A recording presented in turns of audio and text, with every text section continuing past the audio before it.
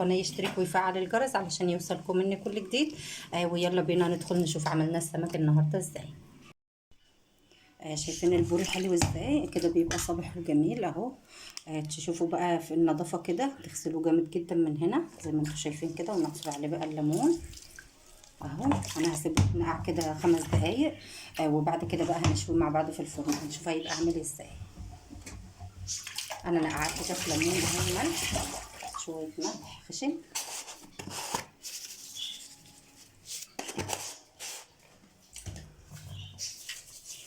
تفركي جامد كده وتنضفيه. وكمان كده النخشوش بتاعه كده او الراس بتاعته بتتغسل كده جميله جدا بالملح كده والليمون. وهنغسلها كمان كده بالليمون اهو زي ما انتم شايفين كده. هسيبه بقى يتنقع شويه. وبعد كده هنشويه مع بعض ان شاء الله. دلوقتي بقى انا ولعت الفرن اهو على درجه حراره عاليه جدا. وبعد كده هنعمل السمك بقى في الرده كده. سمكه البوري الجميله دي بعد ما غسلناها غسله نظيفه طبعا بالليمون بقى والملح زي ما انتم شايفين كده. هنحطها في الرده وترصيها كده بقى. سمكه جميله جدا بتبقى حلوه جدا في الشوي. هنشويها بقى مع بعض النهارده ان شاء الله. ده السمك بتاعنا كده بعد ما حطيناه في الرده. بسم الله ما شاء الله اهو. هنشويه بقى مع بعض. شايفين النار عاليه ازاي؟ لازم النار تكون عاليه كده علشان خاطر السمك يتشوي معانا بسرعه.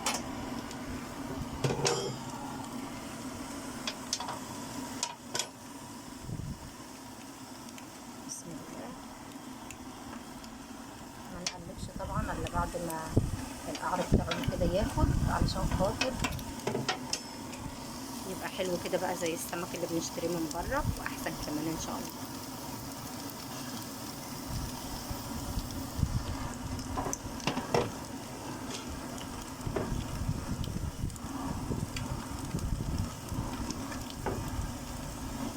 لاحظت كده ان هي احمرت شويه، هنبدا نقلب كده اهو اهو.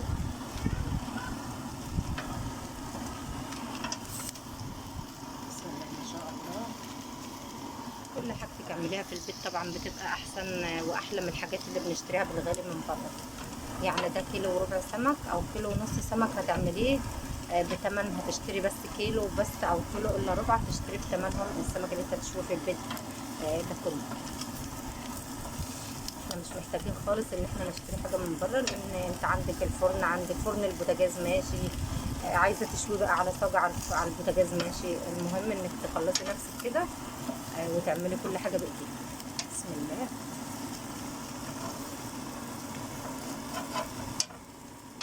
انا بقلبه معاكم اهو. بسم الله ما شاء الله. شايفين الجمال.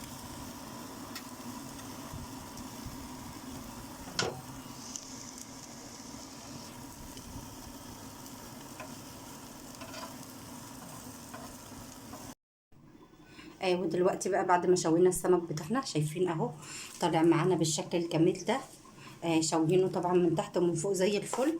هنحاول بقى نركن كده ونعمل التتبيله بتاعته. معانا للتتبيله طبعا فلفل حراق او بارد على حسب ما اللي عندك يعني.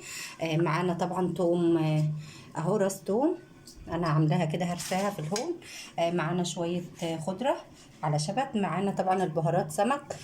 معانا كمون وكزبره، معانا ملح، معانا البهارات اللي انتوا شايفينها قدامكم دي. هنسمي الله كده ونصلي على النبي عليه الصلاه والسلام. الليمون طبعا اساسي في السمك. هنعمل ايه؟ هنحط بقى كل الحاجات دي هنا في الهون، وهنحط عليها البهارات كلها.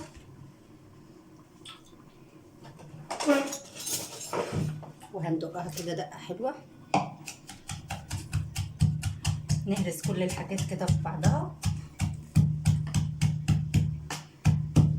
نعمل تتبيله حلوه كده للسمك.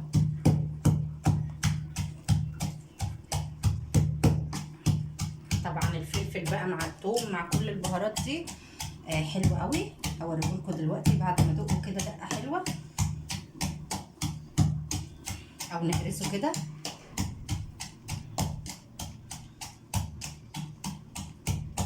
بس كده هناخد بقى كل الحاجات الحلوه اللي احنا هرسناها كده مع بعض اهي.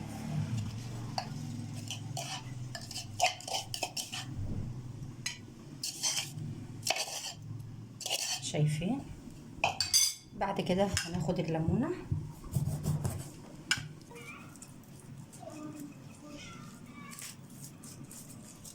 كده. خلاص السمك بتاعنا بيكون جاهز على الاكل. عايزه بقى تشيليه شويه كده لما مثلا ولادك يجوا او لاكل النهار، بتشيليه كده زي ما هو في التحبيشه كده.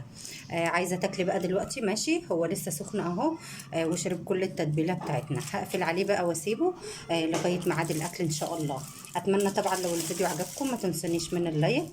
واتمنى طبعا اللي مش مشترك عندي في القناه يا ريت يشترك عندي ويفعل الجرس علشان يوصلكم مني كل جديد. واسيبكم في امان الله.